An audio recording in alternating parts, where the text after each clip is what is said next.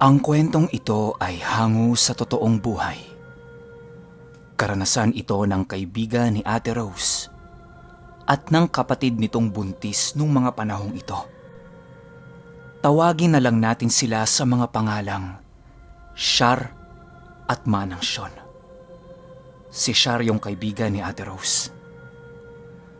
Taong 1980. Sigma Capiz.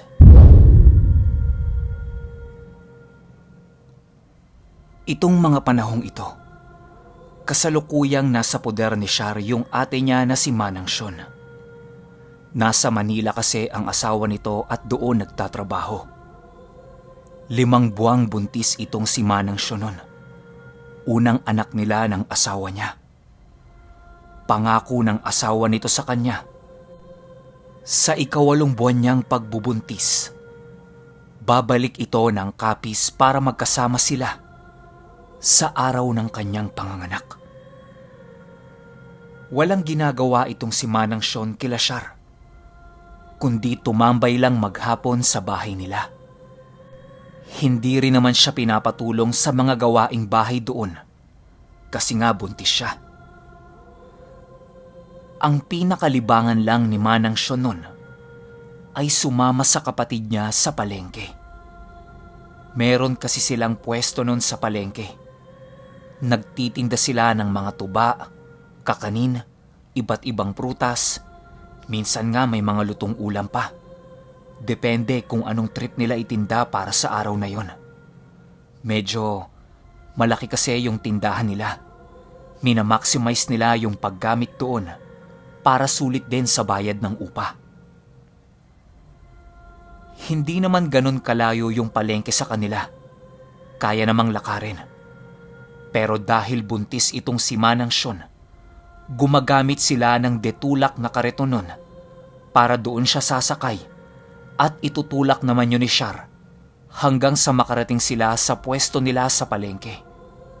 Wala pang 10 minutong pagtutulak. Palengke na kasi yun eh. Kaya basic lang. Tandang-tanda pa nilang magkapatid ang pangyayaring ito. Magpapasko yun. Kasagsaga ng simbang gabi.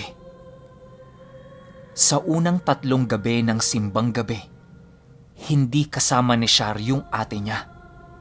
Siya lang mag-isa ang palaging lumalakad nun kasi sobrang aga niyang nagigising. 2:00 pa lang ng madaling araw gising na siya para ihanda yung mga ititinda nilang puto bongbong at bibingka. Siya kasi ang naatasan para doon. Pagkatapos kasi ng 2 paninda nila na yan, magpapalit sila nung isa pa niyang kapatid na lalaki para itinda naman yung iba pa nilang paninda. Hanggang isang madaling araw, habang nag-aayos itong si Shar ng mga dadalhin niya sa palengke, biglang nagising yung ate niya at tinanong siya nito kung pwede ba siyang sumama sa palengke. Ang sabi ni Shar, wala namang problema, pero sobrang dilim ng lalakaran nila, tapos wala pang katao-tao doon. Baka mamaya matakot siya eh. Talamak pa naman yung kwentong aswang-aswang sa lugar nila. Kahit na pareho pa silang hindi nakakakita ng aswang, maigi na rin yung nag-iingat, di ba? Ang sabi ni Manang Sean, magdala na lang sila ng asin. Tutal naman, takot ang mga aswang sa asin, di ba? Ipinatong ni Shar yung asin sa unahan ng karito nila. Tapos pinasakay na niya si Manang Sean. Kasi baka anong oras pa silang makarating ng palengke. Maghahanda pa kasi itong si Shar sa mga paninda nila. Habang tulak-tulak ni Shar yung karito nila, kumakanta-kanta itong si Manang Sean. Yung naghahamlang, parang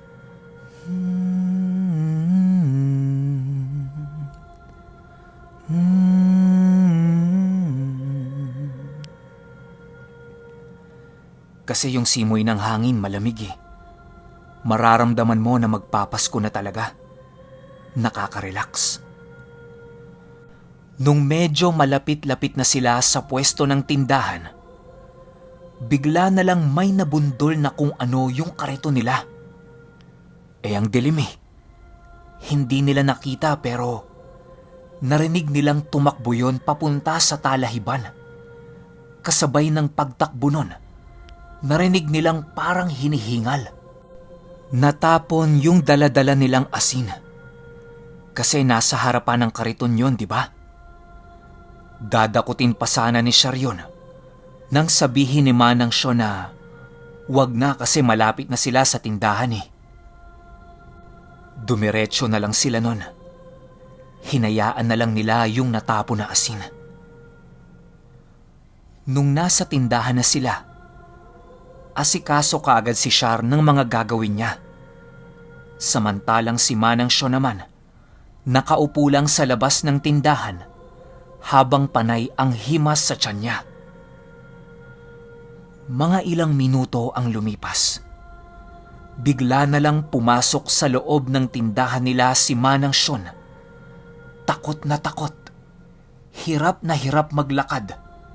Tapos nakahawak sa balakang niya. Tanong kaagad ni Char, "Oh, Manang, anong nangyari?" Sagot ni Manang Syo, "May matandang babae dun sa labas eh. Tinititigan lang ako tapos sumakit yung tiyan ko." Nataranta bigla si Char sa narinig niya. Kinuha niya yung kutsilyo na ginagamit niya sa pagtitinda at lumabas siya para harapin yung sinasabing matanda ni Manang Syo. Paglabas niya, ando doon yung matanda sa parte ng palengke na medyo marami pang puno. Madilim doon at saka tapunan yon ng mga basura ng palengke. Wala pa namang basura nung mga oras na yon pero mabaho doon eh. Walang tumatambay na kahit sino. Nakita ni Char na hindi naman mukhang bayolente yung matandang babae. At saka nakakaawa yung itsura nun. Bukod kasi sa sira-sira yung damit, napakapayat pa nun at ang dungis ng muka. Nilagay ni Char yung kutsilyo sa likuran niya at saka niya tinawag yung matanda para hindi matakot sa kanya. Wika ni Char, "Manang, magandang umaga ho. Ang aga ho natin ah."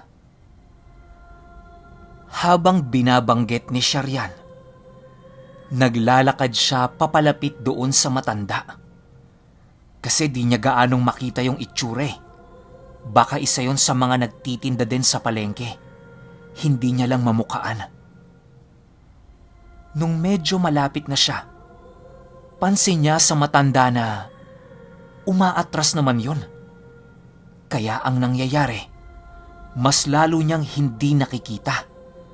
Kasi madilim na sa gawing yun eh. Tinawag niya ulit. Ang sabi niya, "Manang, taga dito ho ba kayo?" Bigla na lang yung natawa at nagsalita ng,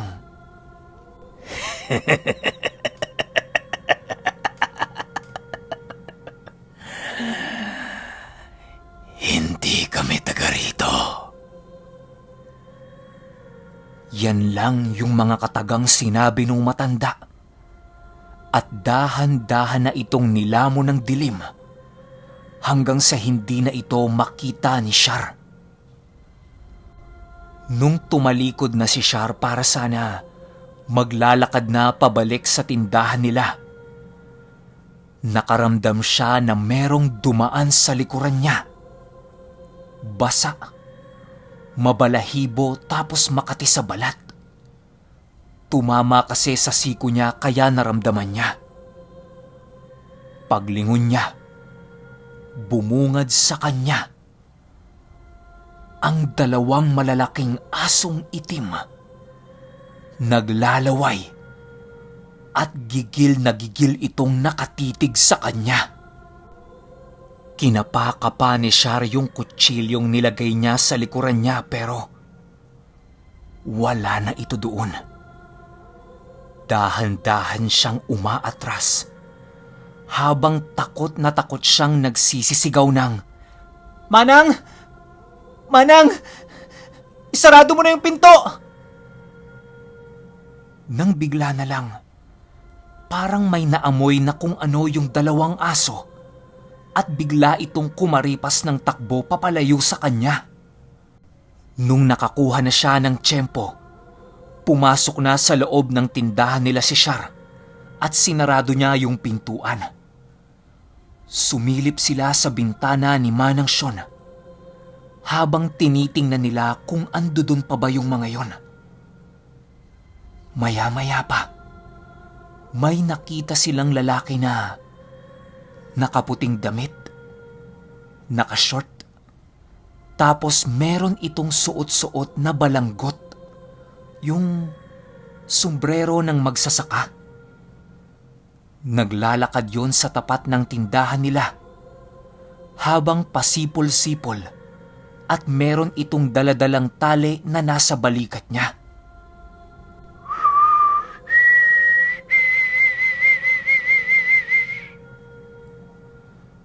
Pagtapos sumipol nung lalaki, pumasok yon doon sa pwesto kung saan nakita ni Char yung matandang babae.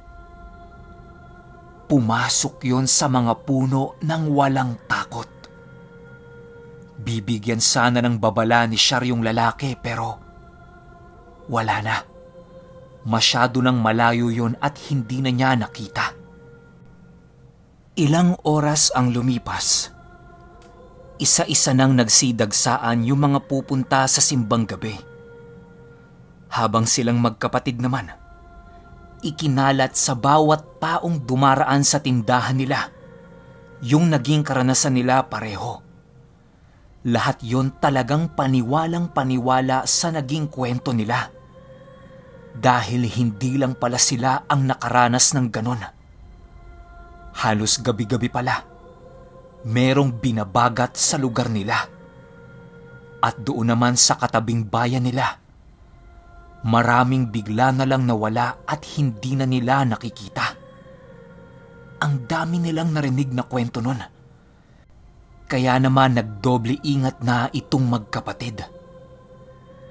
Matapos ang pangyayaring yan, hindi na sumama pa sa tindahan nila si Manang Sean. May mga nilapitan na rin silang manggagamot na magbibigay proteksyon para kay Manang Sean. Akala nila magiging maayos na ang lahat. Huling simbang gabi, nahuli ng gising si Char. Bandang 3:00 na ng madaling araw yon. Nagmamadali siyang bumangon kasi marami pa siyang gagawin eh. Habang nag-aayos ng mga gamit, lumabas ng pintuan si Manang Sean at sinabi niya kay Char na, "Ne, parang gusto kong umuwi na lang. Hindi kasi ako mapakali eh." Tanong ni Char, "Saan ka naman uuwi, Manang? Sa inyo? Wala kang kasama dun. Ang sabi ni Manong, dito ka muna eh." Sagot ni Manang Sean, "Huwag kang maingay ha. Tingnan mo to." Inangat ni Manang Sean yung palda niya para ipakita kay Char yung tiyan niya. Nagulat si Char sa nakita niya. Dahil 5 buwan pa lang yun, di ba? Pero napakalaki na nung tiyan ni Manang Sean at hindi ordinaryo yung pagiging malaki nun. Patusok yung usbong ng tiyan at yung balat ni Manang Sean namumutla. Yung itsura ng balat natin kapag matagal nababad sa tubig alat. Ganon yung itsura ng tiyan ni Manang Sean. Natatarantang sabi ni Char, "Manang, bakit ngayon mo lang yan sinabi? Anong nangyari dyan?" Ang sabi ni Manang Sean, Natatakot kasi ako eh. At saka, ang kati-kati niyan. Kinamot ni Manang Sean sa harap ni Char yung tiyan niya. Nakita ni Char na parang may mga nahuhulog doon na mukhang balakubak. Gada pasada ng kuko ni Manang Sean sa tiyan niya. Nahuhulog yon sa lapag. Tapos ang baho ng amoy sobra. Ang sabi ni Char, wag na niyang galawin. Ginising ni Char lahat ng tao sa bahay nila at sinabi niya yung sitwasyon ng tiyan ni Manang Sean. Matapos niyang sabihin yon, lumabas siya ng bahay nila para sunduin yung manggagamot na tumitingin kay Manang Sean. Medyo malayo-layo yung lalakarin niya. Nasa bandang dulo na kasi yon ng bayan nila eh. Sa sobrang pag-aalala niya, nawala sa isip niya na anong oras pa lang, tsaka sobrang dilim pa. Kaso lang, pumasok yan sa isip niya nung nasa kalagitnaan na siya ng pagpunta niya sa manggagamot. Kung ano-ano nang nararamdaman niya nun. Samantalang kaninang hindi niya iniisip, wala siyang nararamdaman. Nilabanan niya yung takot sa isip niya. Pilit siyang naglakad papunta doon sa manggagamot. Kailangan kasi nila yung tao eh. Pero sa patuloy na paglalakad niya, pakiramdam niya pabagal siya ng pabagal. At pabigat ng pabigat yung bawat hakbang niya. Napatigil siya nun at napaupo sa puno ng santol. Hindi naman siya pagod kasi sanay siya sa lakaran eh. Kusa na lang siyang tumigil at umupo doon. Maya-maya pa, may naririnig siya sa itaas niya na mga pagaspas ng pakpak na may kasamang hingal. Rinig na rinig niya din yung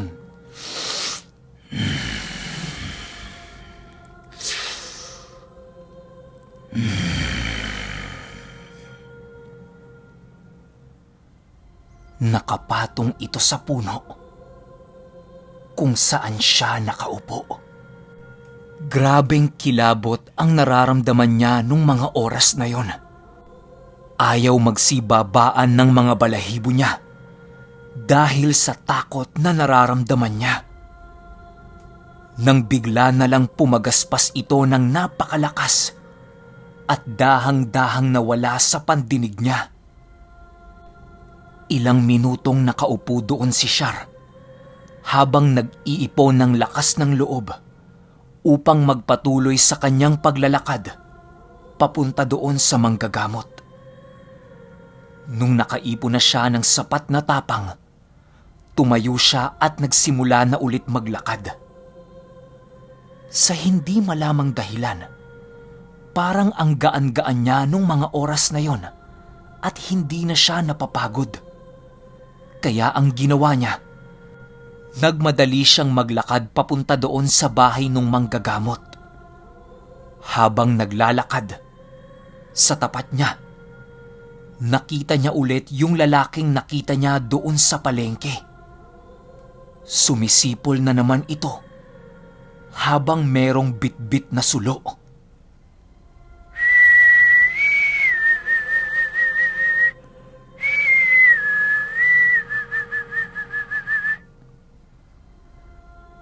Nung magsasalubong na sila, tinawag niya. Ang sabi niya, "Manong! Manong!" Pero hindi lumilingon yung lalaki sa kanya at dire-diretso lang ito sa paglalakad papalampas sa kanya. Paglagpas nun, sinundan ito ng tingin ni Char. Nakita niyang merong nakatayong malaking anino sa likuran niya. Pero unti-unting umaatras ang mga yon habang papalapit sa kanila yung lalaking may bitbit na sulo.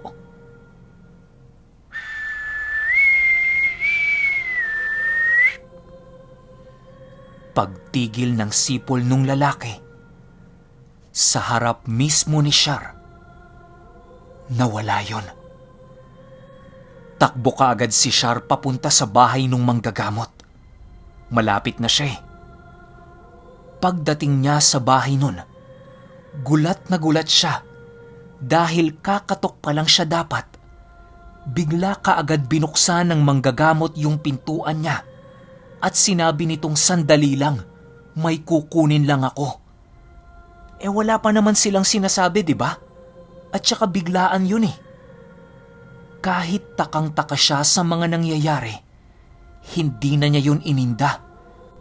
Importante kasama na niya yung manggagamot. Matapos kunin ng manggagamot yung gamit niya, paspasa na silang pumunta pabalik sa bahay nila. Pagdating nila doon, sinuri kaagad ng manggagamot yung tiyan ni Manang Sean. Pawis na pawis at nanginginig yung manggagamot habang ginagawa niya yon. Tanong siya ng tanong sa mag-anak ng, ginawa niyo ba yung mga bilin ko? Inipit niyo ba sa balakang yung pangontra? Nagsaboy ba kayo ng asin sa bubong? Nagtali ba kayo ng manok sa labas ng bahay? Basta, ang dami niyang tanong pero ni isa pala sa mga bilin niya, wala silang nasunod dahil abala ang lahat sa kanika nilang mga trabaho. Sagot naman ni Manang Sean, may nagawa siyang isa. Yung iipit yung pangontrang ibinigay niya. Pero inaalis niya yon sa tuwing matutulog siya kasi umiinit yon kapag madaling araw. Nung narinig ng manggagamot yan, nanlambot ito. At ang wika niya, binigay ko ang mga dapat niyong gawin para layuan itong buntis. Pero bakit hindi ninyo ginawa? Ang simple lang ng mga yun. Bakit? Buhay ng bata ang pinag-uusapan natin dito. Matapos banggitin ng manggagamot yan, lumabas ito ng bahay nila. Sumunod si Char sa manggagamot para tingnan kung anong gagawin nito. Pero, naabutan niyang umiiyak yon. Doon pa lang sa puntong yon, alam na kaagad ni Char ang naging resulta ng pagiging pabaya nila. Maging siya ay napaiyak na rin.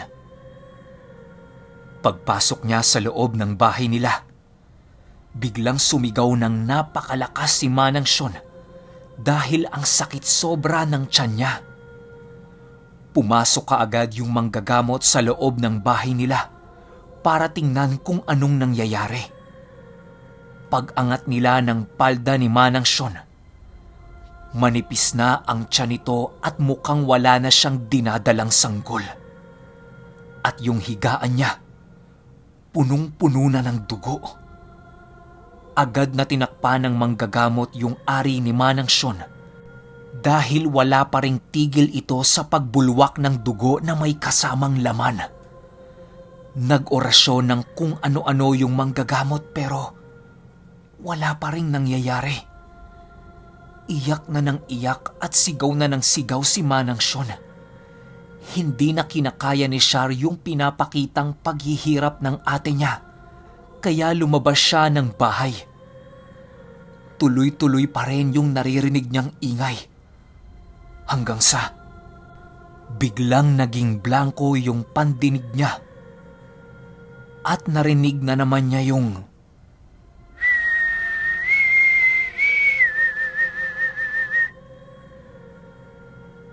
natulala ng ilang segundo si Char. At maya-maya pa, nawala na yung sipol, kasabay ng paghupa ng ingay sa loob ng bahay nila.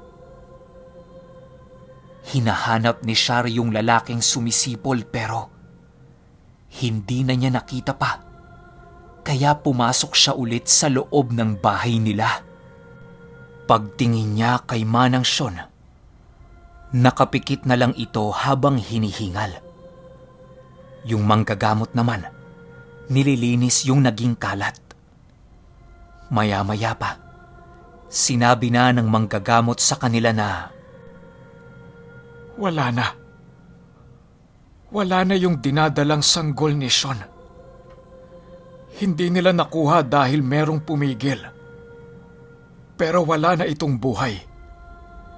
Ibinalot ko dito sa tela. Huwag niyo na lang tingnan. Aalis na ako. nag-iwan ng ilang gamot yung manggagamot sa kanila. Ang sabi, ipahid yun sa tiyan ni Manang Sean para bumalik ang itsura sa dati. Malinaw na mga aswang ang nambiktima kay Manang Sean. Hindi lang alam nung manggagamot kung anong lahi. Kaya niya rin kinuha yung namatay na sanggol para malaman niya kung taga saan ang mga yon at siya mismo ang papatay sa kanila. Isang araw niya lang kailangan yung sanggol. Kinaumagahan isusoli niya rin yon para mailibing nila ng maayos.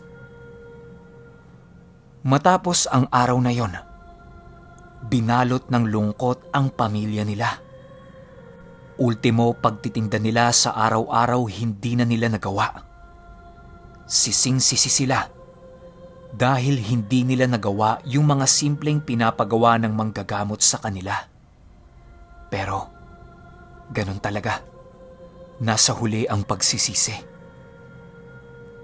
Hindi rin muna nila sinabi yon sa asawa ni Manang Sean. Ayaw nilang mag-isip ng kung ano-ano yon. Kasi nga nasa malayo sila eh. Nalaman niya lang yon nung umuwi siya ng Capiz. Mula nang mangyari yon sa asawa niya, hindi na ito bumalik pa ng Manila at tinoon na lang niya ang atensyon niya sa asawa niya. Ni minsan din sa buhay nito ni Shar, hindi na niya ulit narinig pa yung sipol na naririnig niya tuwing merong banta sa buhay niya. Kaya hanggang ngayon, palaisipan sa kanya kung sino o kung ano yon. Pero takot na itong si Shar at nangangamba na siya sa tuwing magsasalita si Manang Sean sa kanya ng hindi ako mapakali. Okay, opinyon ko sa kwento. Grabe. Nakakalungkot at saka ang sakit sa puso nun, di ba? Unang anak nyo tapos may kung sinong demonyo lang yung kukuha.